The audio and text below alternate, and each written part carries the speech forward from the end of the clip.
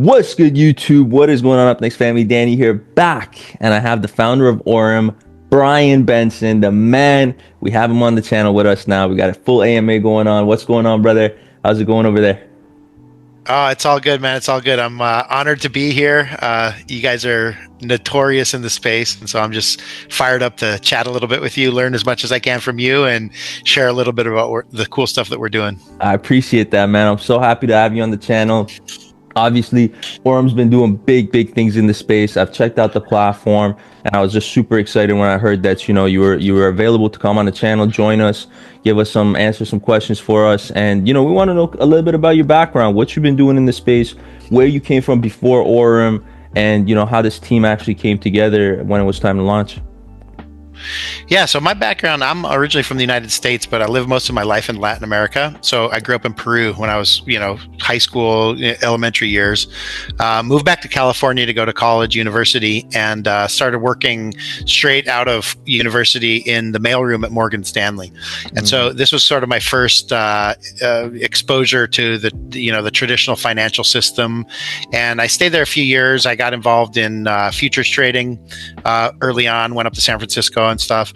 And I found it really fascinating, but I hated the culture at the bank. The investment bank world in the early 90s, late 90s in the States was pretty hardcore. And I was more of like a California surfer dude, wearing my flip-flops and on the bike, so it was tough, and so I left the bank but I found the technology to be super fascinating. This idea that you can trade with Hong Kong and Singapore and London and with a push of a button just fascinated me. So I decided then that I was going to, do a lot of stuff in that space. I really wanted to just, learn how fintech worked, learn about trading. And so I did a small startup at the time. There was a mortgage sort of boom in the United States. And so I did a risk analysis tool on mortgage-backed securities. And so this was something that I learned through my appraisal business I had at the time. And I decided to sort of apply that to these mortgage-backed securities, these ETFs that were being, spun up on Wall Street. And, a lot of the valuations were super high and super crazy. And, it was all sorts of craziness going on. And I had a small exit there.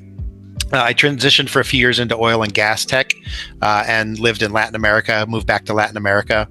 And then in 2017, one of my buddies in Colombia, in Bogota, he's like, hey, you should bring cash next time you come. The Bitcoin's really cheap here. And that's how it all started for me. So I was like, damn, okay.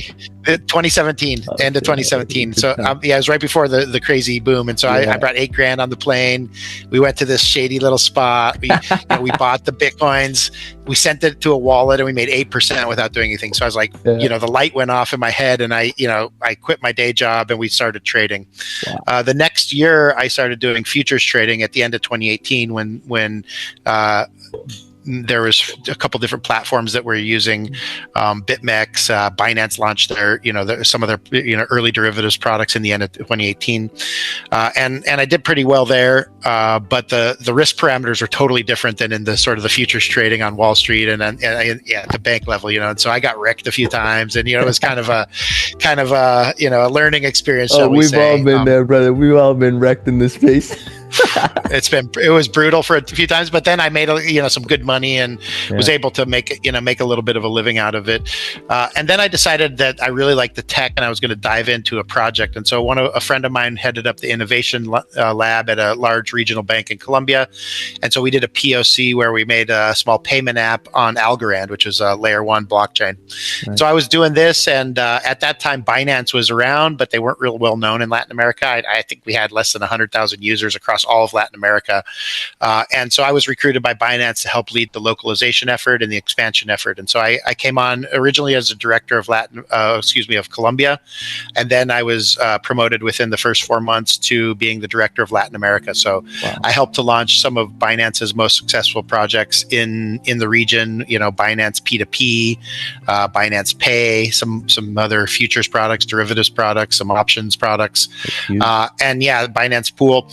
And, yeah, it was one of the best career kind of decisions I had ever made. I feel like I have my master's in crypto now because of my Binance years. I was there almost 3 years, and left in March of 2022. Yeah. And I decided that I was going to work on projects outside of Binance that I could be part of founding teams and sort of, bring my skill set and my business sort of acumen to some smaller projects. And so I worked on a couple different projects before I found AURUM.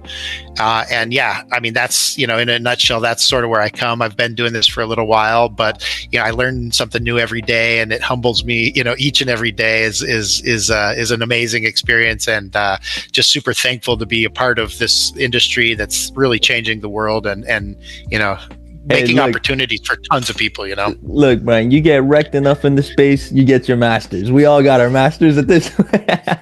That's right. But That's man, right. You got a lot of experience. I'm impressed. I didn't know the background was that deep.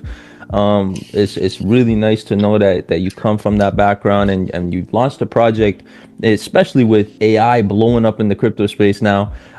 We know that insane AI craze since the inception of ChatGPT. And we know that there's a lot of fakes. We know there's a lot of frauds. There's a lot of crappy apps that come now that there's AI tools that make AI apps and you can just push them out to market.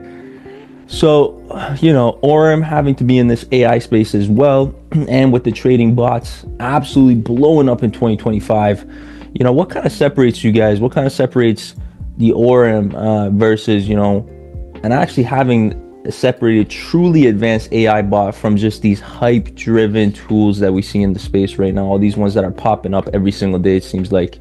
What kind of creates that separation?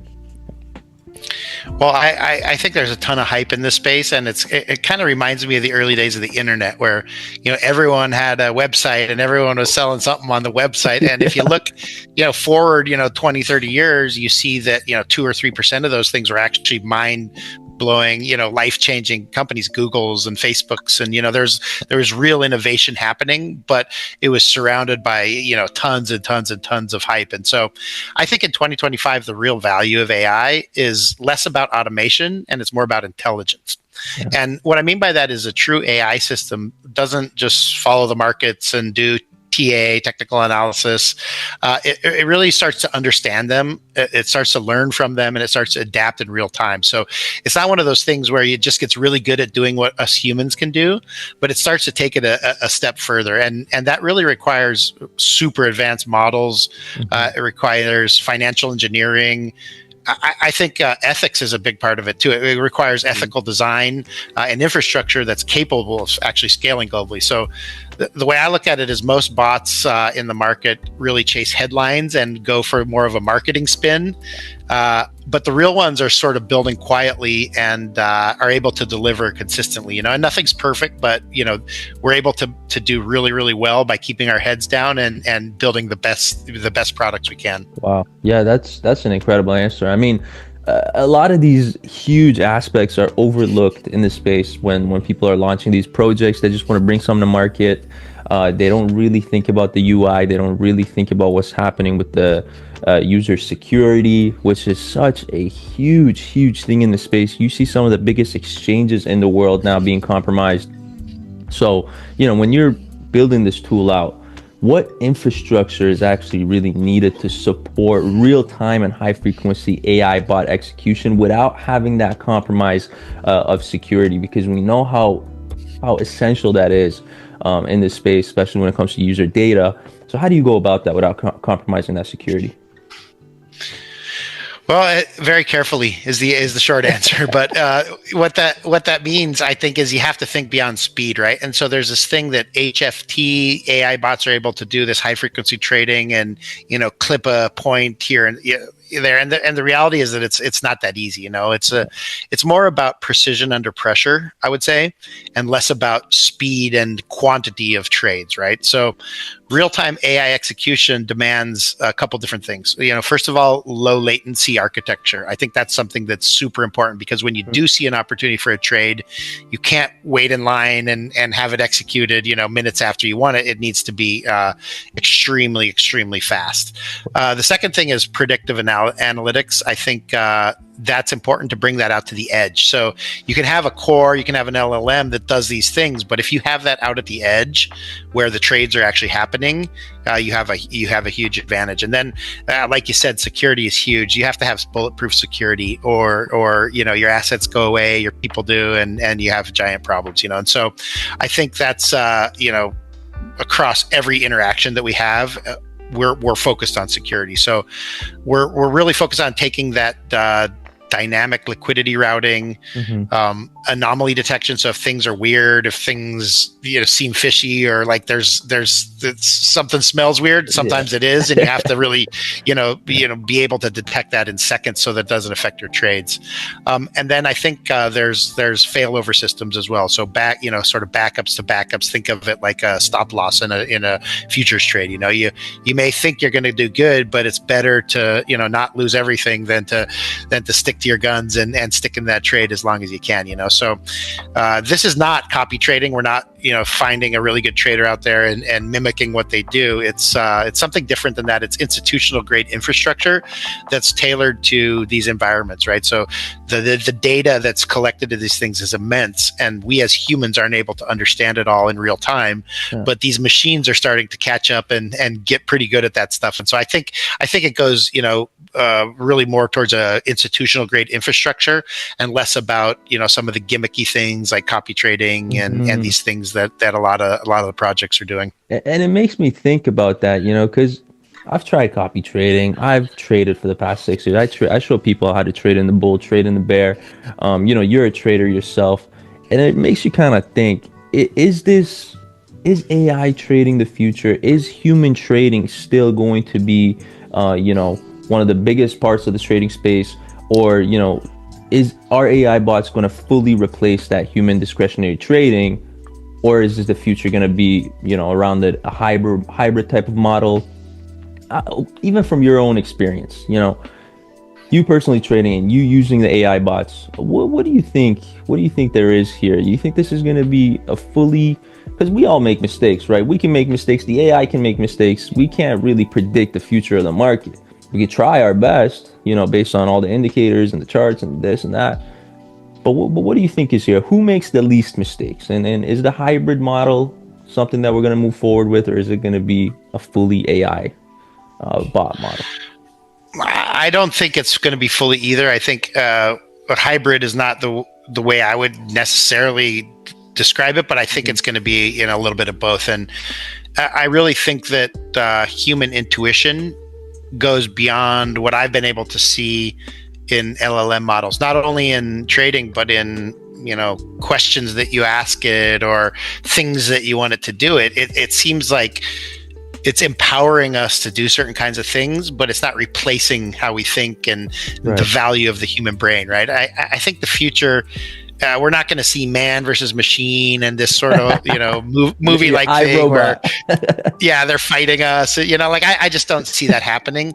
I see it being really man plus machine, and how that is able to add value to what we are as humans and what we're able to do. And I think that the traders and the firms who win over the next decade will be those that understand how to pair this sort of computation level, this pattern recognition, with a purpose-driven intent, right? And so I always go back to the analogy that the best traders have. It's not really an analogy, but it's just an anecdotal phrase.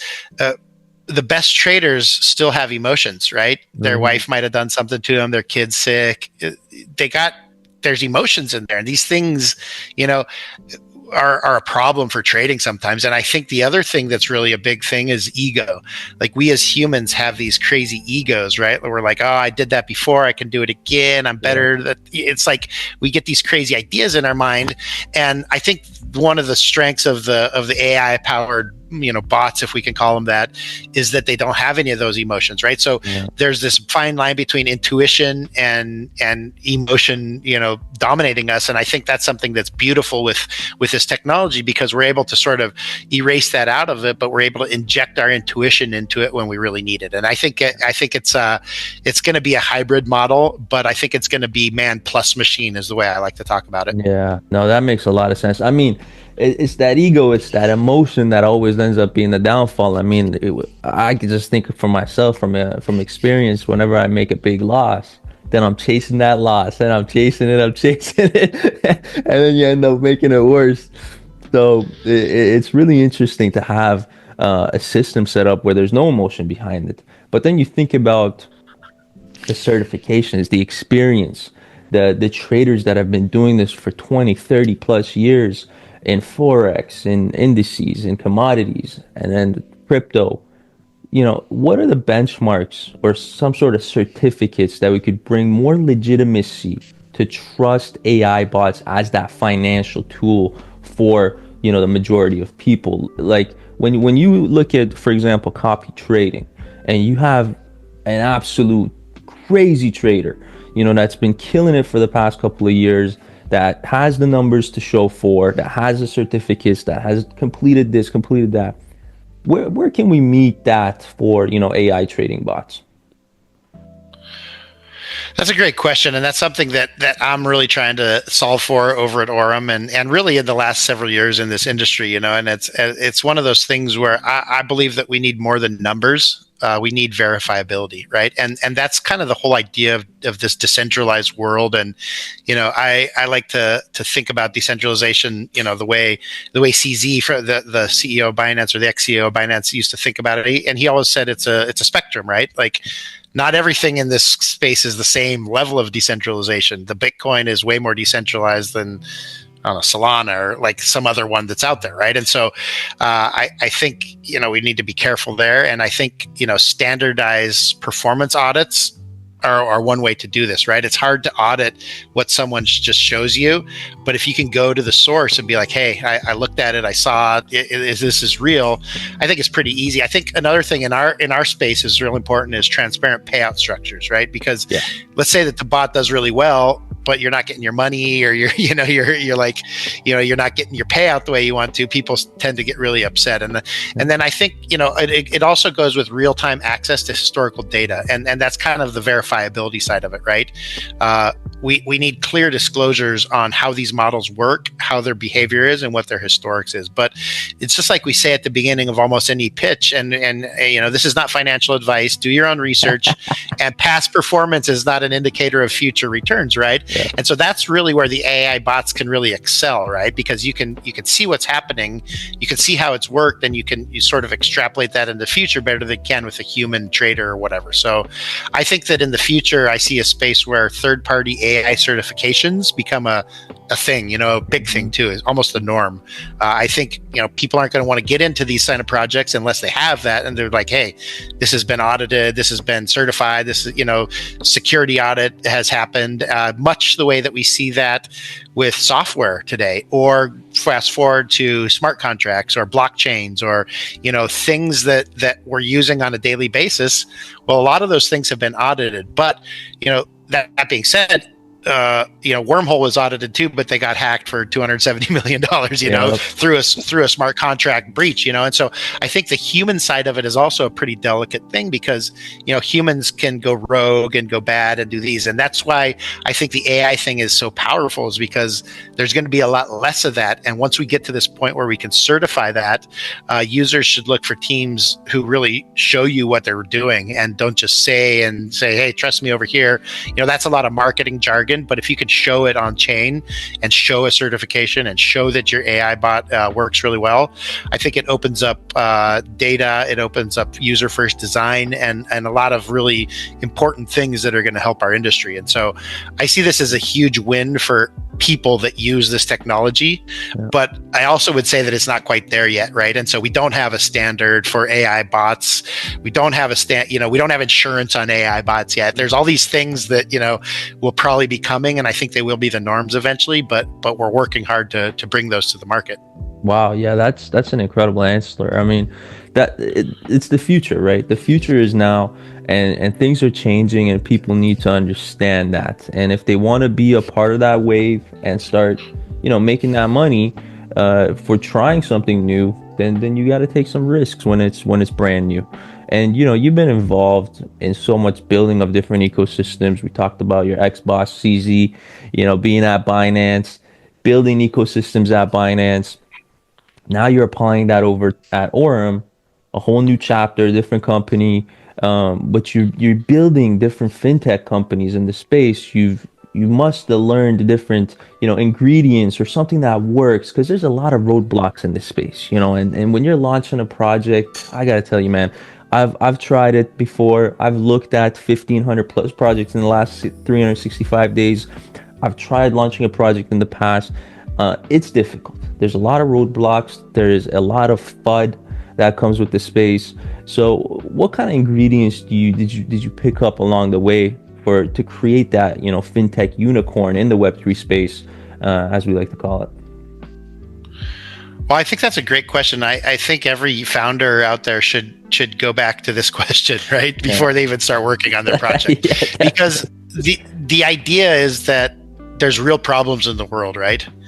And oftentimes I think blockchains are solutions in search of a problem, unless solving a problem that affects everyday real people, right? And that's kind of what I would extrapolate over from my time at Binance. I think the idea that to build a unicorn company, you got to solve a real problem, and it should be a global problem, right? To get to unicorn status, you can't solve a problem for people in Miami and Toronto. It's got to be you got to think a little bit bigger, right? And so we're creating AI bots for everyone, and they're available to everyone, and we're trying to make them as widespread as we can.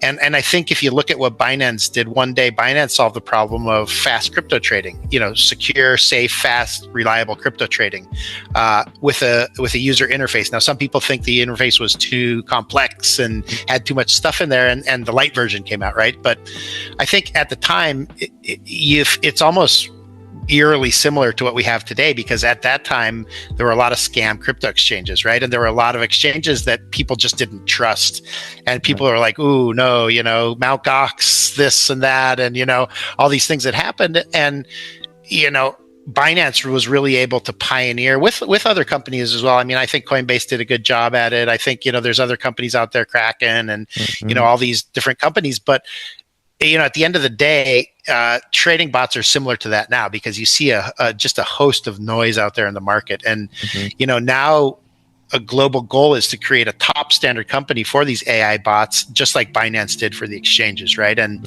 I think in order to build a Web3 unicorn, you don't really chase a valuation. Like, we don't think every day, hey, how close are we to $1 billion, dollar valuation?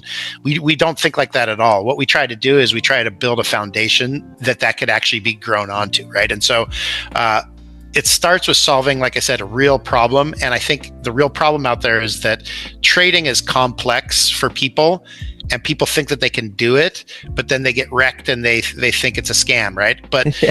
I think at the end of the day, it's about building products that are not just scalable, but that they're sustainable across different cycles, right? And so, like you said at the beginning of this, you teach people how to, bear trade, bull trade. You have to be able to withstand the cycles. And so, absolutely, what I've noticed is it takes a real multidisciplinary team that understands not only tech but regulation. And then beyond that, user psychology for the UX, UI kind of piece of it, right? And so I guess, what I would say is, summing it up, is during my time at Binance, I saw how speed opens markets, right? Like the example that I gave of local, or maybe I didn't give it here, but I talk about it a lot. Local Bitcoins got hacked. And within 2 weeks, Binance had a P2P platform that was 10 times better than what local Bitcoins had, right? Yeah. And this is how we gain market share. But I don't think that that's enough for what we're doing at Aurum. I think we need to focus on depth. And so we're not just focused on bringing speed to market and like getting that shit out there, and excuse my French, getting that stuff out there. Yeah. But at the end of the day, it's really about designing systems that don't just scale fast, but they scale the right way. And so unicorns in this space are built quietly, right? Like a lot of times, like you see what Stripe had done, you see Coinbase making these acquisitions of Bridge. These are companies that most people have never even heard of, but now they're already at these valuations. And so it's really about structure and less about noise and marketing. I think it's about building solid products with solid foundations. Wow, that is really, really incredible. I mean, you see so many stuff happening in this space nowadays. I mean, even personally, back when I got into crypto around 2015, near the end of 2015. And back then we were using platforms like, I don't know if you've seen the Netflix series on Quadriga CX, but that one was like the main crypto system in Canada back in like 2016 when we were buying Bitcoin and we were buying Ethereum. And like this thing was like the bank, you know what I mean? Like it was like the only way you were turning your Canadian dollars into crypto and you were taking crypto out and turning it into Canadian dollars. It was like the only way. And yeah, like $400 million in there. Everyone was using, every Canadian was using it, and they rug pulled. You know what I mean? They pull, they pulled the rug pull, and I ended up losing a couple hundred grand in that thing. But it's just crazy to see massive platforms. Now you have obviously the Celsius networks. Now I think Alex Masinski just got his 12 years. sentence to 20. Yeah, he's got his 12 years. You got the FTXs, the SBFs. You see these massive platforms rug pulling. So it puts that kind of dent in the space. It puts a stain on the space, and just crypto as a whole. People end up getting that fear put in them from stuff like this happening. People that trusted platforms as big as FTS, as big as Celsius Network, or as big as Quadriga CX, and then their money's gone poof like that. And we're not even talking about the BitConnects. I was also, back then when BitConnect, when that was popping up, I was still around there, and I saw the shambles that came from that. And I think that was kind of the start of rug pulls altogether. I think BitConnect was the one that kicked things off for people starting to realize, hey, yeah, we can just rug pull. We can just take people's money and just run with it, And then new platforms started to rug pull. So it's become something that, we just have to deal with in the space. And also now AI trading bots being so brand new. We've seen platforms with AI trading bots that came and went. And why do you think that is? Why do you think so many AI trading bots on the market end up being that scam or end up being that rug pull? And how do people kind of tell that red flag? What are some of the red flags that users should be kind of looking out for when it comes to these new AI trading bot platforms? Well, let me just, before I answer the question, let me touch on another thing.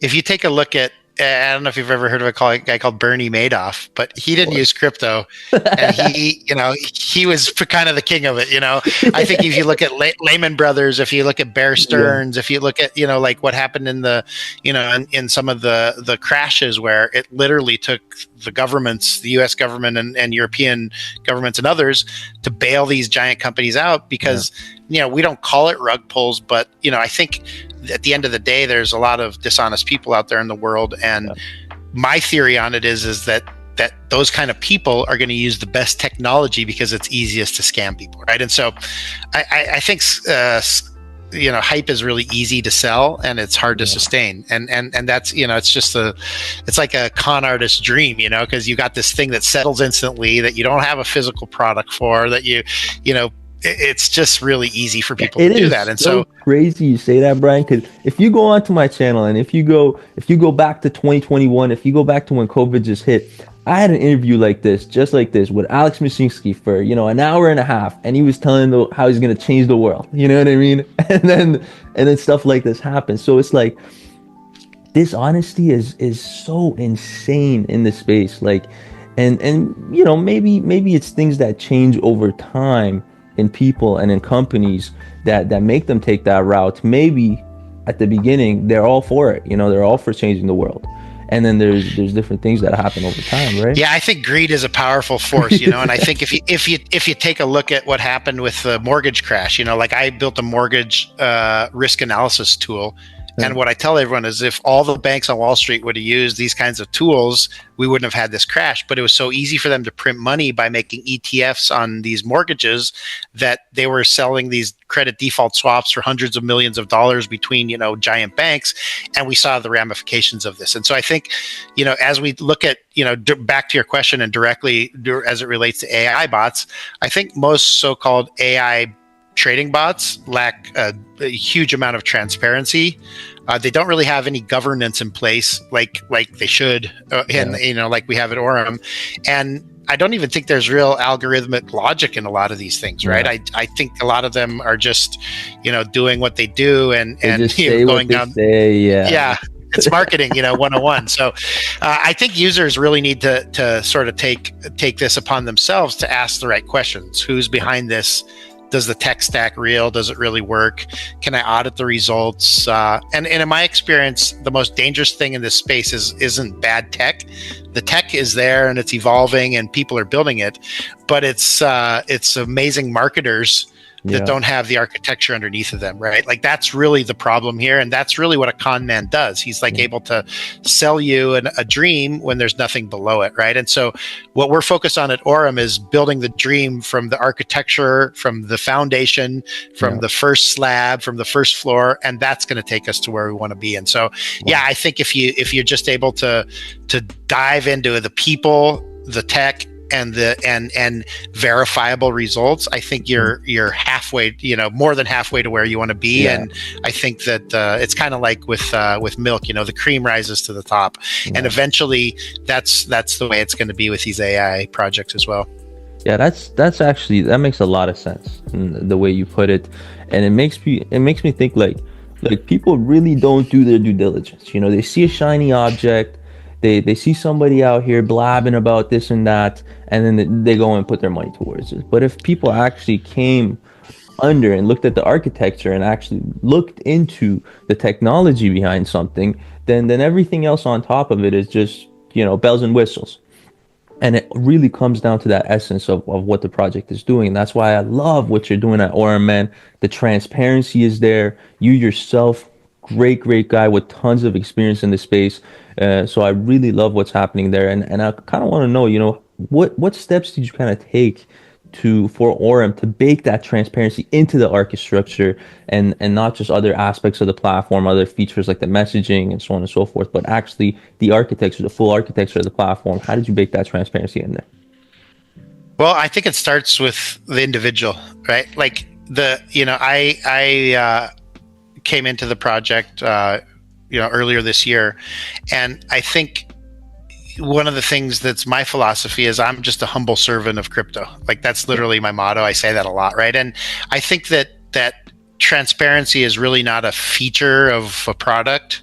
I think it has to be a philosophy that you actually live by and that is part of who you are as a person, right? And so from day one, I think it's evident to me personally, and I think to a lot of people that see us, that we're committed to this real-time data access, that we're committed to flexible user control, that we're committed to people being able to get their money out, not locking it up, not playing games with people. And I think this really leads to a traceable performance history that people can get their minds around and they can start to trust in, right? And I think it's important to notice that every major decision that we're trying to make here at Aurum, from payout logic to product availability, is made with visibility in mind. We want people to be able to trust but verify. And that's, I had an old boss many years ago that was his motto. He's like, Bryan, always in everything you do in life, trust but verify. Trust but verify. And that's how trust is earned. It's not headlines, it's not flashiness, it's not million follower YouTube channels. It's really comes down to the systems and not only headlines, right? And I think it's amazing, these kinds of platforms, to be able to give these messages out, but you have to stand behind what you're saying, and you can't walk the walk and not walk the talk, or however that one goes. Like you got to be legit with what you're doing. And I think people can tell a lot of times, but also there's people that are able to fool people. And so at the end of the day, I think transparency is the key. It comes from a philosophical and sort of an ethical, moral side of things, and it comes from people that want to build great products and not just make a ton of money. Like if you look at someone and you see them with the Lambo marketing thing and this kind of stuff and the fancy suits and the $1 million watch, you got to ask yourself, honestly. Yeah, where's my money going? Yeah, I got a T-shirt, man. I'm like an H&M guy, like I wear the same T-shirt every day. I put the hat on and I go to work and I try and do my best, so. Yeah, that's amazing, man. Carrying that humbleness across into the space, it really feeds into other aspects of, your project. And it's really, really important. Like you said, guys being flashy, driving around super expensive cars and stuff, it really makes you think, like, what are these guys are doing? And I don't know if you saw the recent news with Coinbase. One of the team members came out and said that they had they received a ransom email asking for $200 million or something like that, because there were some bad apples that they had on the team, and they ended up selling user information to these guys that were looking for the ransom, and it went pretty viral. So it makes me think, like, what's your personal outlook or rule book kind of for that trust, for building a team? How do you choose the people on your team? How do you choose who's going to be a part of the project, and kind of how do you do that verification process? Like you said, trust and verify, and what's your rule book on that? That's a great question, and that's almost impossible to get right every time. But I think there's certain principles, and yeah, I think that video with Bryan Armstrong, the CEO of Coinbase, coming out and saying, "Hey guys, we're not going to pay this thing. These were bad actors. We're going to do our best to mitigate all the consequences, but we can't just bend over when these guys try and blackmail us, right?" And yep. I think my idea here, and what I try to adhere to in my personal life and in my professional life, is work with people who can build things, right? Yeah. Like, you can tell real quickly when you get people in there who's a builder and who's not. And I think people that can understand risk, it's really important, right? And I think people that can look beyond market cycles, right? It's pretty easy to be a genius when Bitcoin's going like this, way up. The green candles are easy to trade, but I think it's all about execution over hype. And I think the way I think of it is depth over noise, right? Noise, you'll hear first. Depth, you'll sense, and you'll be able to tell. It's almost like you can get a sonar sort of feel from people. And if you're hearing a lot of noise, it may not be the right way. But if you're getting this depth of character thing from people, I think that's pretty cool. And so I think whether it's developers, partners, BDs, whatever, what I generally tend to ask is, are they here to solve a problem? Or are they here to sell a pitch, or are they just here to cash out real quickly? And actually, Binance had a pretty good system for this. We underpaid our people heavily. And, you had to be in it for the love of the sport more than just a quick paycheck, right? And, I didn't always love it every day because I didn't have as much money as the next guy, but it really set a foundation and was the correct way to do it. And so I think that's the lens that I've used for, the last almost 30 years in my business. And I think it's really powerful across all global markets as well. It's not just something that works in the West or in North America or the States or whatever, but I think it's really a litmus test for humanity almost, and I think it's something that it hasn't really failed me yet. I've made mistakes, but the overall breadth of work, I've really surrounded myself with good people, good builders, and people that are able to take these kinds of things, to the limit. And so, yeah, I think it's execution over hype. If I had to say anything, the faster you can move and make stuff happen, it's great. The more you have to talk about what you're going to do, it gets a little old quick. Absolutely, completely agree with everything you said, and it kind of gives you the signs of whether this thing's going to be around long term or it's going to be that quick cash grab in the Web3 space. Now, I know you guys have an incredible roadmap. The roadmap is legit. It's it's a long-term roadmap. Now, what have been some of the signs for you as far as long-term thinking in the Web3 space, long-term thinking for a project, and how do users get to understand that a little bit better as well? Well, this goes back to a couple of the other questions above. I think, slogans and marketing are just not enough, And I think, these kinds of qualities in people and companies and projects and roadmaps, and they reveal themselves in structure and not in words, right? And so you'll see it in how a team manages complexity. Do they prioritize security over speed? Do they build mechanisms for transparency, or do they rely on the narrative and the marketing guy and some pretty spokesgirl? I think real builders document things really well. They iterate extremely fast. They can pivot in a heartbeat and go where the alpha is. And I think the architecture is built for volatility. It's not built to avoid volatility, and I think a lot of projects, they fear this kind of thing because that's not what they have in their DNA, and so I don't really believe in just launching things fast. I think it's important, but I think that in order to build frameworks that can survive regulation, competition, and time, one of the biggest signs that you can look to is if they talk less about hype and more about infrastructure and what they're building and the ecosystem. And that's where I believe the lasting value in Web3 is going to be. There's a ton of people that can say a lot of words, but there's not that many people out there. I mean, literally, there's less than 100,000 people out there in the whole world of 8 billion or whatever that can build these kind of products. Like, think about that. Maybe 200,000-300,000, but that's the limit right now. And so how are we going to build these things that we need with such a small percentage of the people? It really takes a lot of scrutiny and wisdom at the end of the day to be able to decipher who's who in this thing. But yeah, at the end of the day, I think it's less hype, more building, really is the way I think about it. Absolutely agree with that. And now we've seen, AI bleed over into the DeFi space, into the crypto space, and completely shape the way we kind of use this entire space. Before AI, DeFi was a completely different place. And then I was one of the first people to actually talk about DeFi on YouTube. If you go back years and years and years and look at my content, you're gonna see I was one of the first people to talk about DeFi in general on YouTube at its inception. So things are changing. Users are changing how they look at the space. The behaviors are changing massively. So how do you see kind of this convergence of DeFi and AI shaping the way users actually behave in the next 1 year, 3 years, or even 5 years from now, and how that's going to shape our behavior in general? Well, hold on. I'm going to pull out the crystal ball.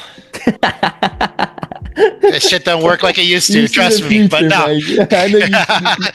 No, man. I think, there's a couple things that I can hit on, but at the end of the day, I really can't tell you, I have no idea, but I think what we will see is autonomous capital. I think we'll see people trading outcomes and not manual trades and rebalancing and these kinds of things. I think in 3 to 5 years, users won't be trading the way they do today. I think they'll let AI handle the logic behind it. And I think, you'll have these like little slide rulers that say, how much do you want to make today?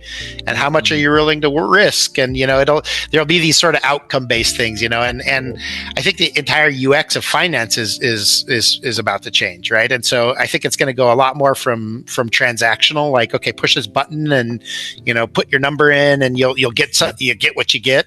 I think it's really going to go more towards a strategic way of thinking about markets and hedging and betting on these things, right? And so at Aurum, we're already building that future. Like that's literally what we're making today. And we're not perfect, and we make mistakes, but we're pretty far advanced, and we're ahead of a lot of people in this sort of outcome based trading sort of scenario, right? And so I think systems that don't just react to what the market is and don't just react to the historical, but can anticipate the future moves and can anticipate the psychology of the market, these kinds of things. I think those are going to be the things that at the end of the day are going to win this race. But I don't know exactly what it's going to look like, but there's one thing that I'm sure about, and that is that the AI is going to totally change the way we think about markets, the way we trade, and the way that we do this business that is our business right now, right? And so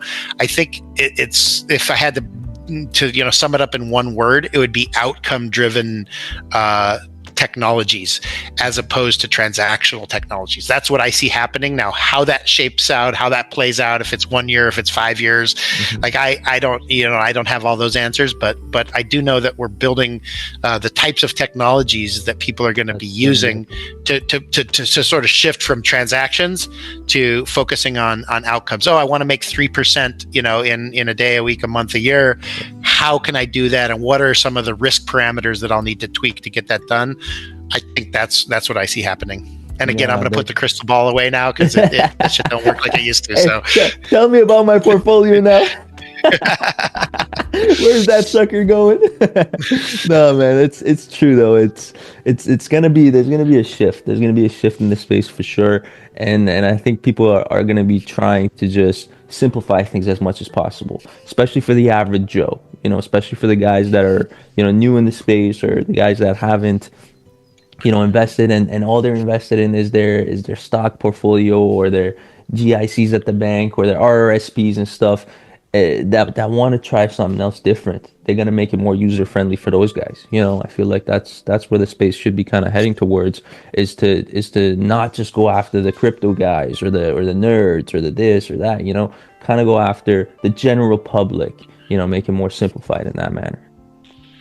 I would say financial managers and portfolio managers, they should start learning this stuff They should because, start chilling, y- is what they need to do. yeah, because we're coming for them, Yeah, 100%, 100%. And we kind of talked about, we touched on, the licensing, and the potential of certifications, and what Orum's doing as far as trying to work towards that.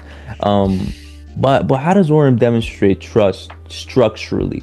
Not just through the communication, but through more licensing, more transparency, and user control over funds. And I know we talked a little bit about this, but maybe we could just break it down a little bit more, as far as where you're planning on taking this altogether. Yeah, well, I think that's a great question, and that's something that I've thought about a lot.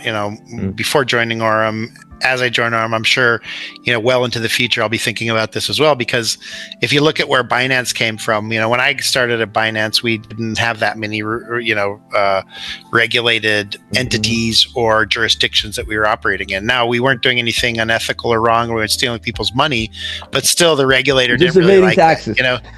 Yeah. Hey, the information is out there. That's like saying, I'm going to give you a soccer ball and you're evading tax. You're like, don't kick it the wrong direction. It's like, I can't control what happens when people get that out of there. So I think that I see it similar with what we're doing here at Aurum. I think that, we have a long way to go, and we're working really hard on that. Right now, we're licensed in both Dubai and Hong Kong. Mm-hmm. So those are our two jurisdictions where we have, we have our entities and whatnot. But I think it goes beyond that, right? Like it goes to no hidden lockups. It goes to users being able to track the performance in real time. It goes to a public team. It's like, I'm here, my face is on this.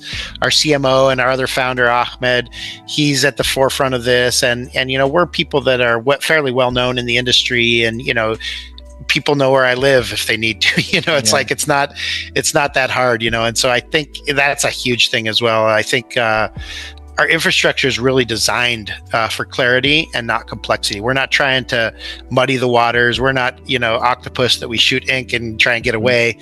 We're built a framework where users don't have to guess. And the trust is structural. So we've built that in from the beginning, and it's like I said, everything is verifiable. So I don't know if that answers your question, but I think we got a long ways to go, and we're working hard on that.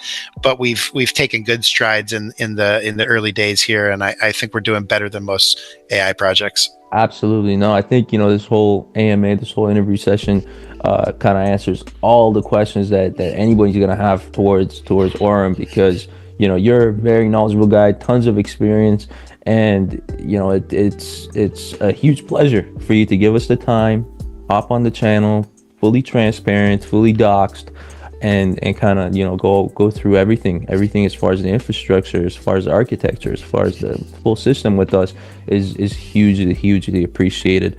And we appreciate you for that. And it is 2025, man. It's the year. The year is going to be over in what, 6, 7, 8 months. It's the year that we got to absolutely smash it now before going into 2026. So why do you think, kind of just wrapping this whole thing up? I know you got a lot of stuff to do. You're a busy guy. I don't want to take up too much of your time, but kind of just wrapping this whole thing up. Why Aurum? Why Aurum being the ecosystem to really look out for in 2025? Well, I think a lot of things are being commoditized before they're understood. And I think AI is a really powerful tool. And I think the same thing is happening there. I think like any powerful tool, it needs constraints, it needs ethics, it needs responsible development. And when I lead a team that builds AI bots, I don't just ask how much can we get out of this, right? Like that's not the first question. Well, my first question is how can we not lose, right? What happens if it fails? What's the downside risk? Like I'm a risk manager since, the last 30 years almost. And so to me, that's the level of thinking that we need in this industry. We need more grown-ups in this industry and less, kids that are trying to make their way in the world and hit a home run. And I think, if I have to sum it up in a sentence or two, I think it's really, we're not following the market. We're not following a trend.